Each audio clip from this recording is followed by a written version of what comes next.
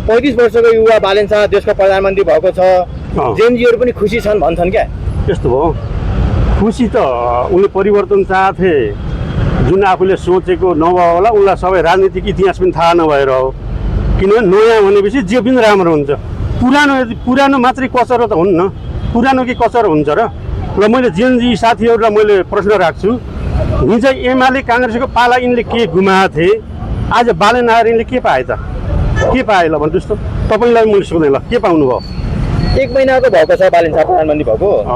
त्यही त, उहाँले इतिहास कमाइसक्नु भयो नि त, इतिहासमा नेपालको इतिहासमा महान बालेन शाह बनिसक्नु भयो नि त। गृहमन्त्री भएको 40 घन्टामा नेपाली जनताको घरमा चाहिँ डोजर चलाएर, डोजरको काम त विकास निर्माण गर्ने, बाटो खन्ने, सडक निर्माण गर्ने, फिल्ड खन्ने हो। एउटा गरिब जनता, कोही जनता आफू गरिब हुन चाहन्न, कुनै पनि जनता सुकुम्बासी बन्न चाहन्छ। कोही पनि घरबारविहीन बन्नु पर्दैन भनेर बालेन शाहले फेसबुकमा लेख्नु भएको छ।